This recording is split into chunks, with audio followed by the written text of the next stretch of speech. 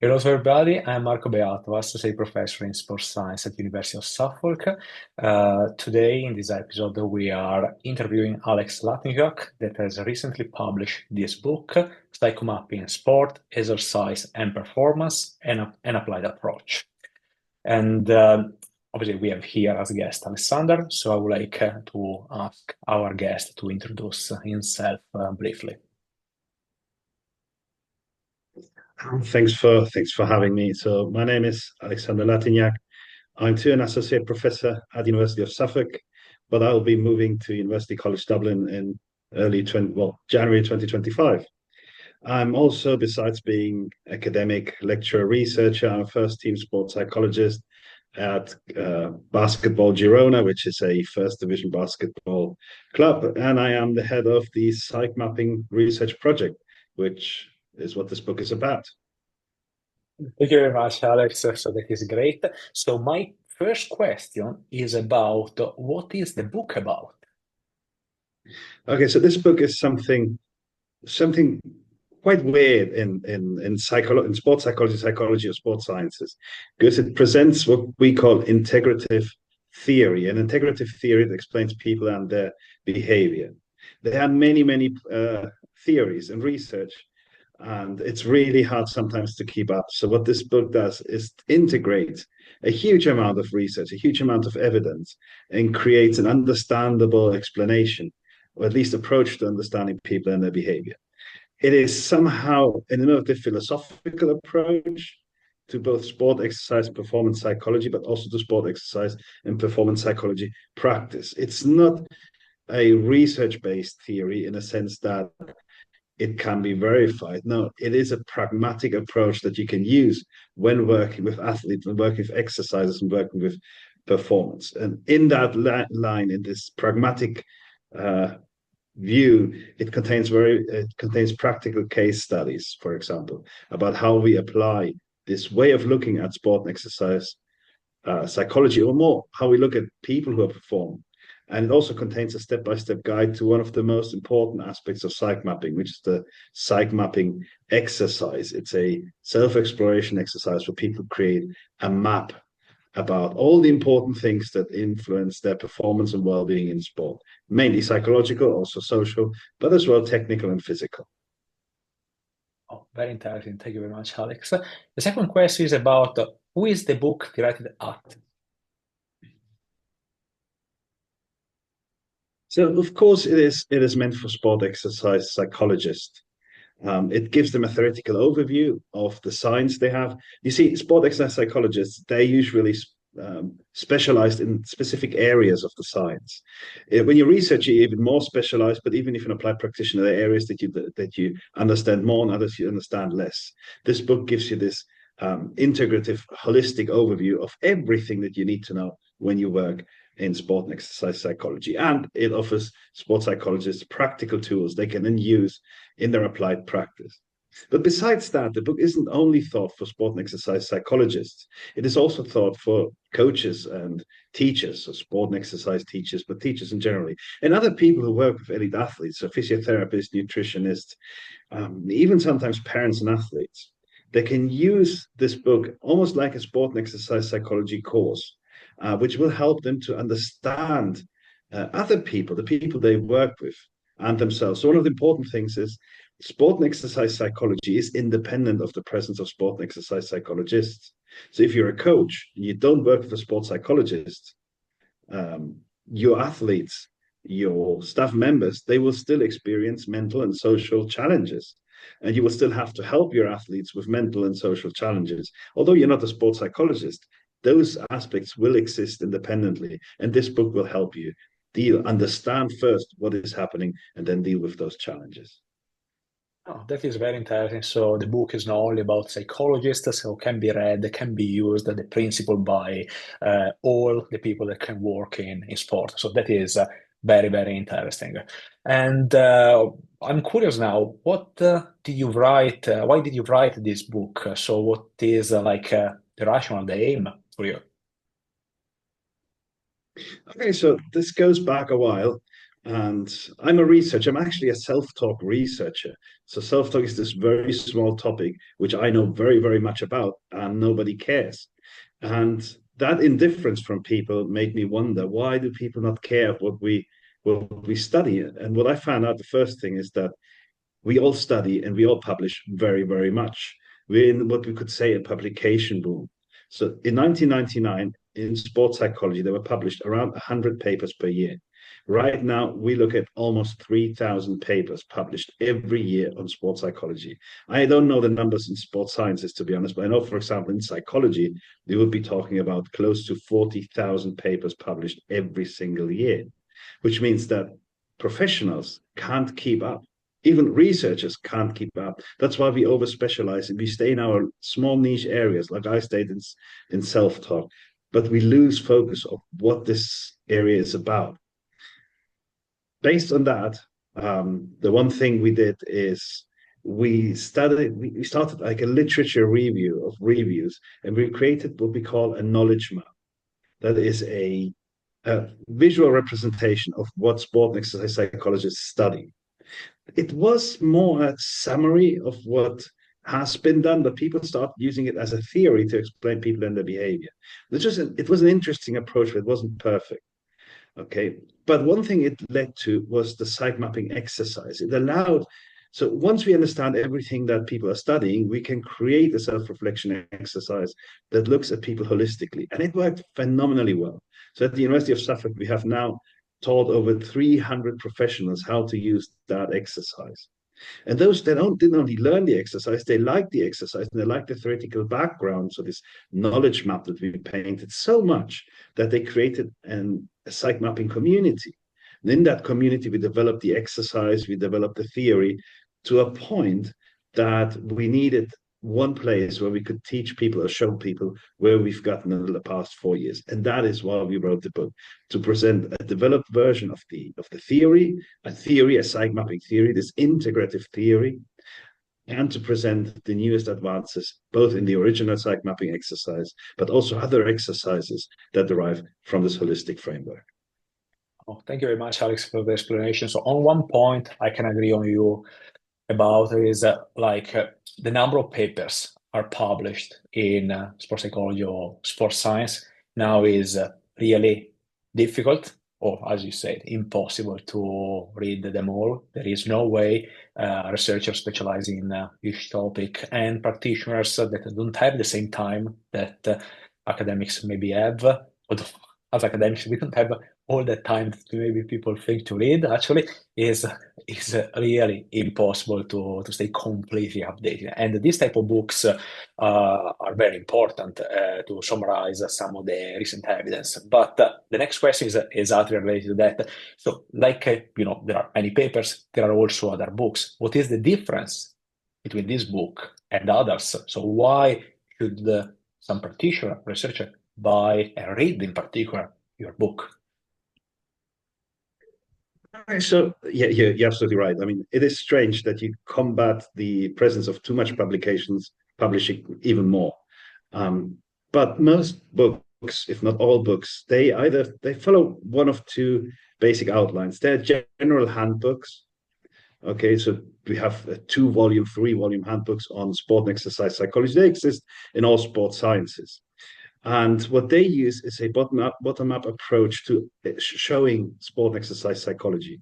They are based on specific topics. So there might be 10, 20, 40. We have a book that has 90 something topics in sport and exercise psychology, like motivation, like emotions, like anxiety, like gender, like discapacity, like doping, like bullying, and so on and so forth.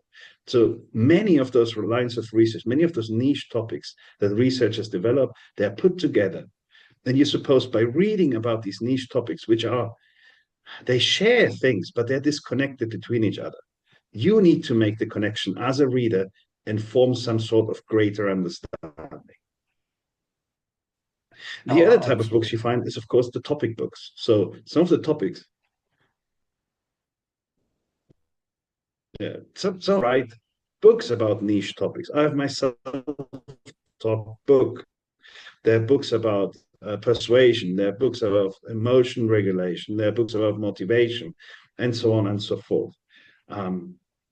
They're really great, but they go into a level of detail that high practitioners don't need. Not even students need that. My PhD students, they struggle with reading the depth and theoretical knowledge that is in a self-taught book. So the present book is different from those two books. First of all, it explains general rules that explain people and their behavior. You can really get a basic understanding of how people work. It doesn't speak about how motivation comes in place. It explains how things like motivation, which are descriptive traits, how they come to place. What we use then is specific topics as examples. So I'm not giving you the example as research areas, hoping that you extrapolate greater rules. I'm giving you the big rules, and I use the specific research topics as examples. And at the end of the book, for example, there is a list of further reading suggestions where 92 topics, which usually would be topics in a general handbook, their topic. Sometimes it's articles, sometimes it's book chapters, sometimes it's entire specific books. No, that is absolutely great, and explain also the one of the motivation because obviously practitioner need to read or should read this book. And I agree on you that books now need to summarize and give practical example about the state of the art and maybe new theories. As academics, I think we cannot expect that the practitioner read all the papers that we published, and someone needed to summarize something for them and clarify, also simplifying some concept, because, like you said, sometimes the theoretical framework underpinning some aspect, some practical aspect is very complicated, and the practitioner they need to know more how to apply that more than know everything, although is interesting. And if they want to study a bit more, they can probably refer to your original articles. Anyway, can you give us some examples of what you have just described? Because that could be very useful for who is listening today, and maybe someone is interested in reading the book.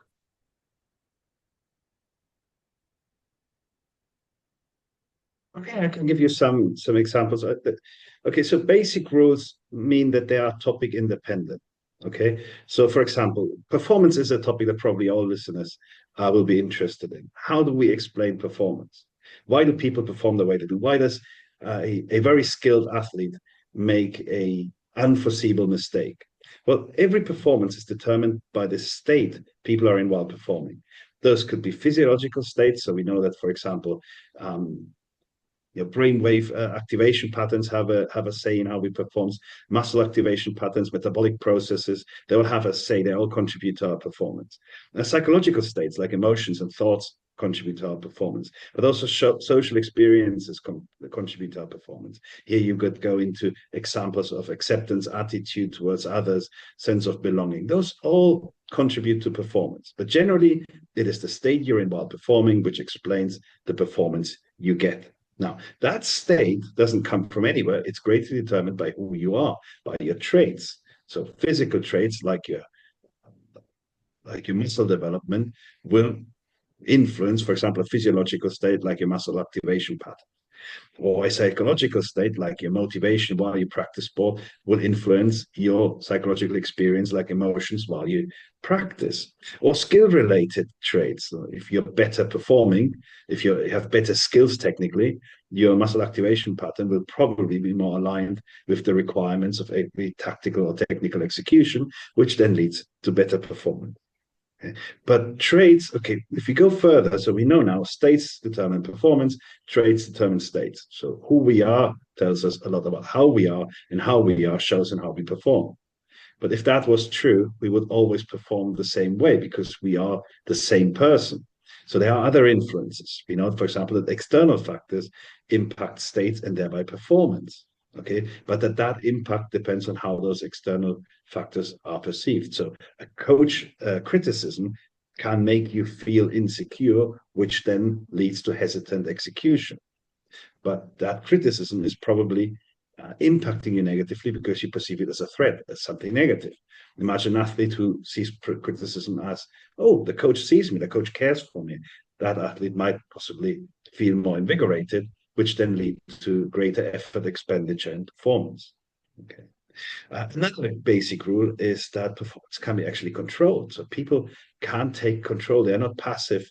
Um, they're not passive agents in this. We have self-control, so self-regulation can change our states. If I feel threatened by my coach, it makes me feel insecure. I might use my self-talk, that's my research topic, to give myself greater confidence so that this insecurity caused by my coach doesn't translate into hesitant technical and tactical executions.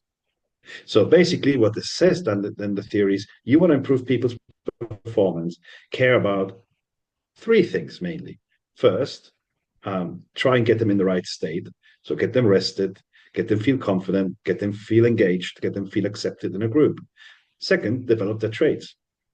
Train them physically, train them technically, get them tactical knowledge, and try to develop their personality so that they are more likely to be competitive athletes. And third, develop the self-regulation skills. So if something goes wrong, they can take control and improve and control their own performance. Those would be some examples of how we explain something like performance using general rules instead of specific research topics. Behind each of those rules, there is a huge amount of research and a huge amount of theory. But boiled down, it comes to those relatively simple explanations. Oh, that is very interesting also. You explained some practical aspects that psychologists can obviously use in their say, applied job. But the next question could be around, is clear what are the benefits for the psychologists that work in sport? If they read this book, they can use this technique, they can understand obviously the underpinning principles. But what about the non-psychologist that maybe want to read the book, maybe apply something? So what are the benefits for them? Okay.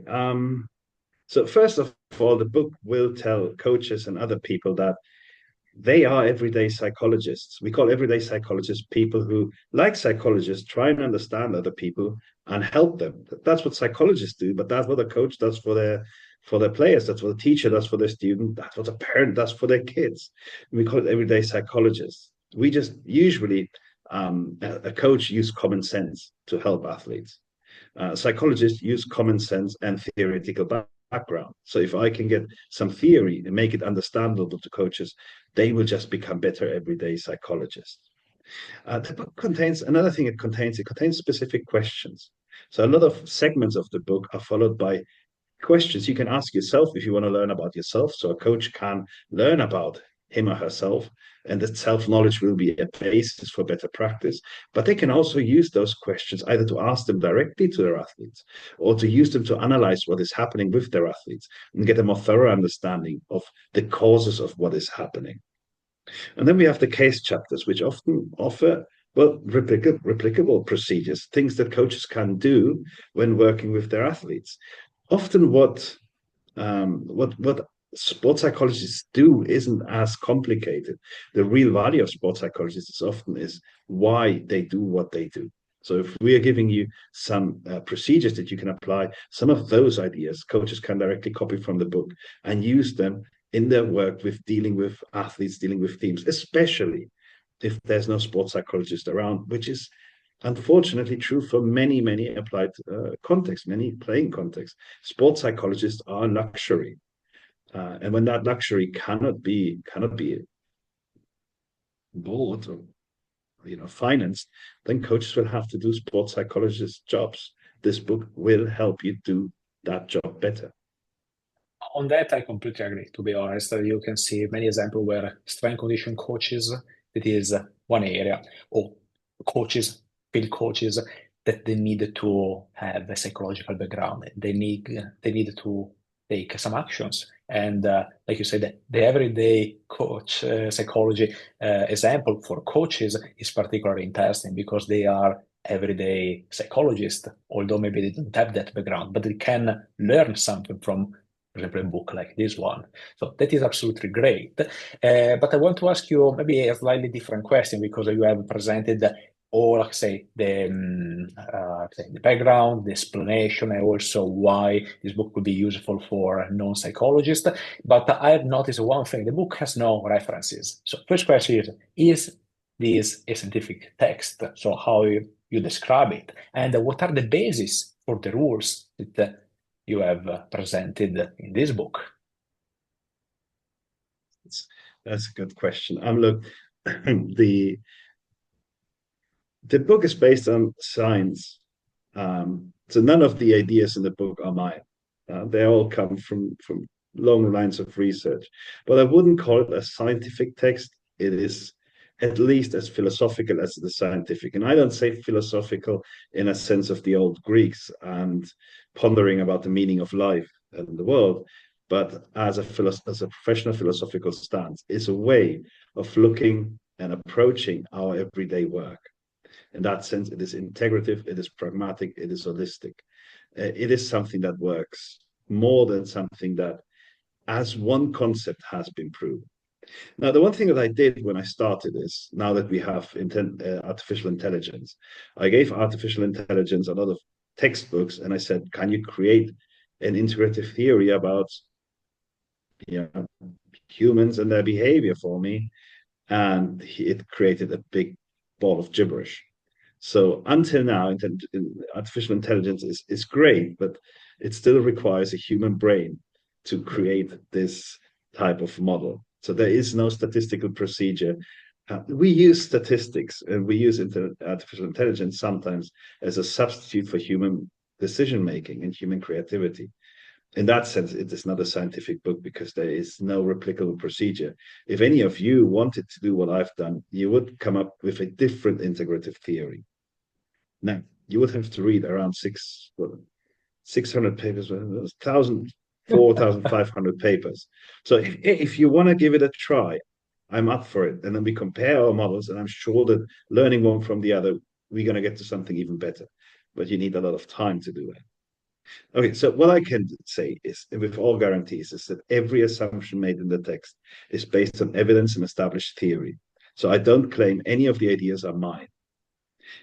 However, it is selective because 90% or 99% of what we know in a research topic, like self-talk, like motivation, like physiological arousal, it doesn't matter, is not covered in this book. I just take 1, 2, 3, 4, 5% of what we know, which is necessary to establish basic guiding principles. Okay. And I've been selective with that. I might have chosen other aspects of a theory. So that is whether this model has my personal imprint. Okay. Now, that is also the reason why there are no references in the text. I didn't want to make this text look like a scientific text. I could have entered some references, but they would have been so selective that I don't think that's a great idea. So what I did instead is make the book easier to read by not having references and make those sections of those 92 topics with specific reading suggestions at the end and stating very clearly, this is a book you can use if you want an overall knowledge about sport and exercise psychology, as a coach, for example, or as a first-year student. If you really want to become a sport and exercise psychologist, you will have to keep reading. And those reading suggestions are one way to keep reading. No, that is absolutely fine. And also, I think that this unique approach has made this book unique. It's not something that you can, first point, replicate so easily. Like you said, there is a lot of work behind, and also is a bit a unique approach. So if someone try to replicate that, is also slightly different. So I think is one of the motivation because probably practitioners should maybe take the time to read it. Another question about the practitioner, because you said before, obviously, this is a book for psychologists, but also for coaches. So, but obviously, coaches, strength condition coaches, sports scientists don't have the psychological background that you have, or maybe psychologists have. So, is something that is also easy to read, to understand for them.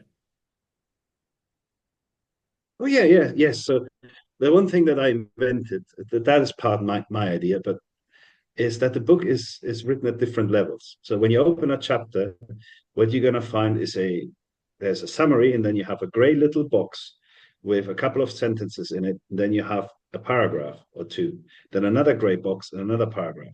You can read the gray boxes one after the other, and you get a very, very clear understanding what the chapter is about. if there is a topic on gray box that you are really interested in, then you can go a bit deeper. So those gray boxes, they are written for non-psychologists. They're easy to understand. They're very accessible.